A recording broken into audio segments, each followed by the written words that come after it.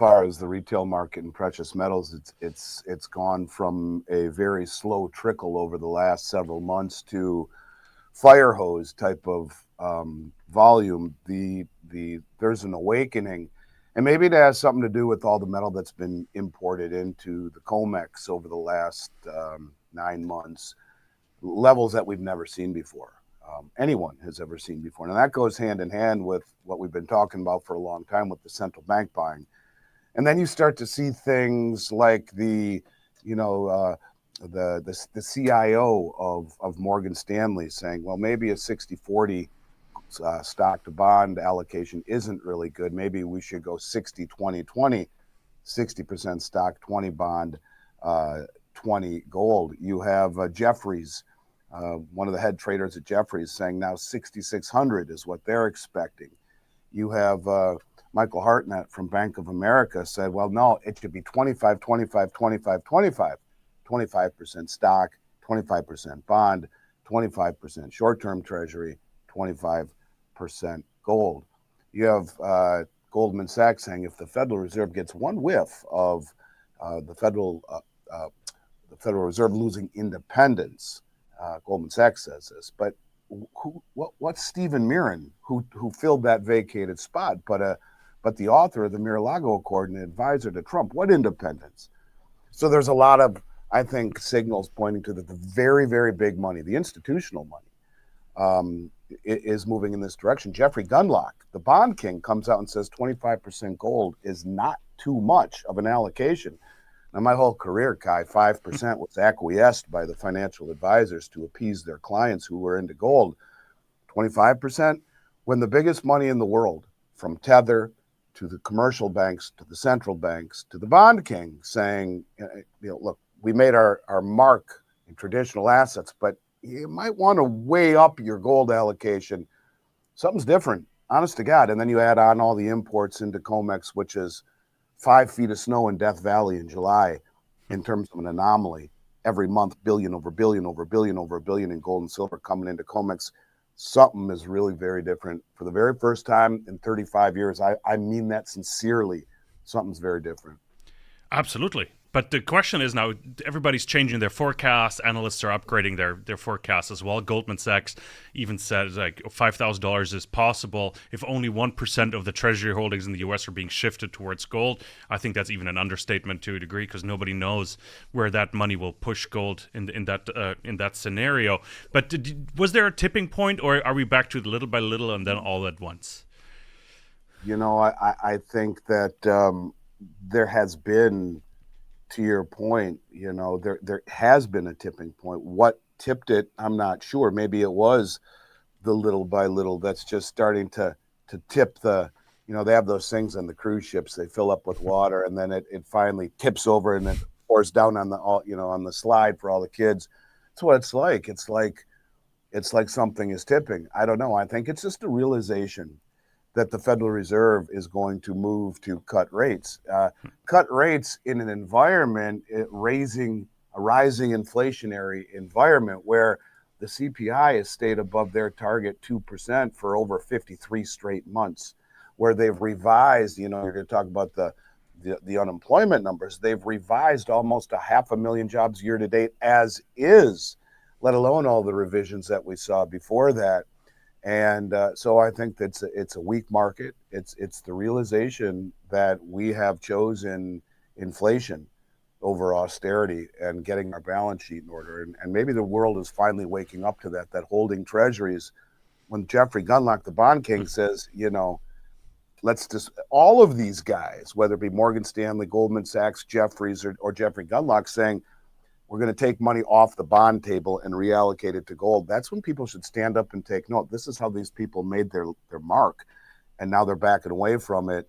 I don't know. I think maybe that is the tipping point, is that they're speaking to institutional level people. They're not speaking to mom and pa. They're speaking to their institutional clients. And, Michael Hartnett's letter is not cheap, and the analyst for B of A, and to go to 25, 25, 25, 25, who's ever heard of that until now? No, you're absolutely right. The question is like, are you doing your little Schadenfreude dance now? Is like the "I told you so" dance when nobody's watching, of course, Andy. But are you doing that? Like, how vindicated do you feel after all these years? Like we've spoken for years now, and it's finally like the trend was always sort of visible for us in the space, but now other people are waking up. Do you feel sort of vindicated when it comes to that? I don't feel vindicated. I feel relieved. And for maybe you'll understand this. You will more than most.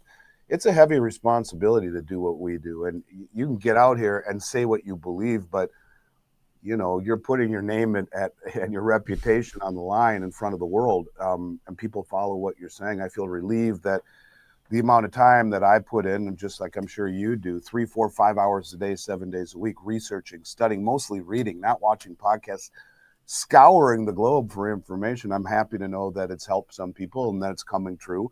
And quite honestly, it's more concerning and frightening than anything. Yes, there is reason to be optimistic. It's the Shawshank Redemption. It's crawling Andy Dufresne crawling through the tube of crap for 2 miles to get to the other side. And there is reason to be optimistic in much of what I see and much of what Trump is trying to do to reshore manufacturing. But if you're not paying attention to what is happening and how they're going to get there, in particular with the Genius Act and my belief of pegging gold to the back end of the bond market, as Judy Shelton has talked about, if you're not paying attention to what that looks like in the mechanics, saving in dollars, you're destined to go broke. This is the first time in my career where I truly do believe that if you're not a contrarian, you'll end up being a victim. So yeah, I guess you could say relieved more than I am feeling vindicated. I always in my soul knew that I was right. At least I felt I was. It feels good, to be quite honest.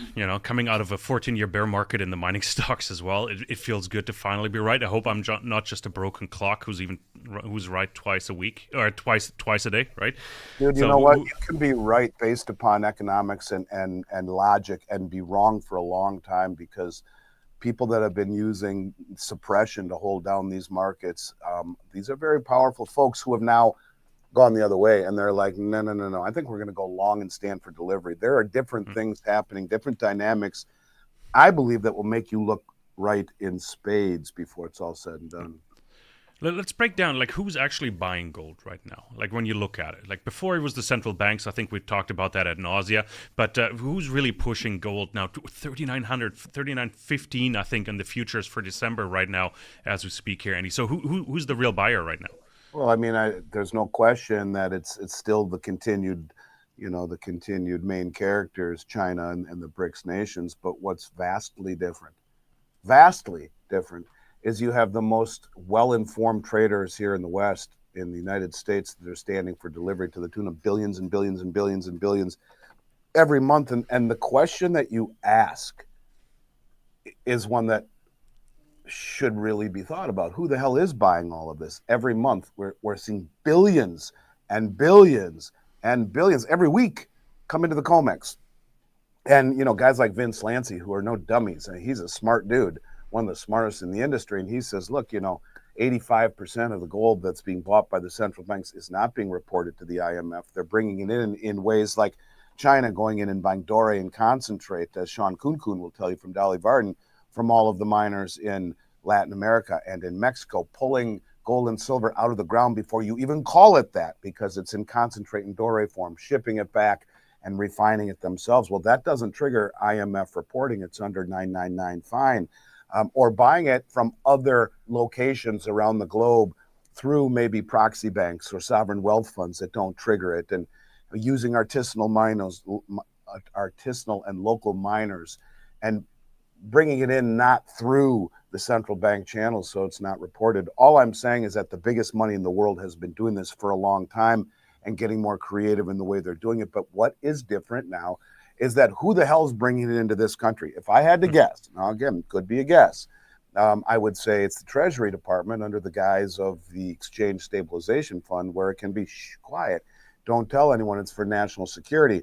And now I think you should interview Tom Luongo as well. He has a very interesting take, and that is that Trump understands or believes that it is the European aristocrats who were behind any perception of election interference and a color revolution in this country during the previous administration. And he's out to get the Bank of England and those banks who are massively short in London. Now, all the gold that's been coming back, could it be that It's been covering the short positions of the banks here in the States who, when they short on COMEX, they go long in London. They bring it back. They call it tariffs. It's not tariffs. It's never been about tariffs. It's been about reshoring.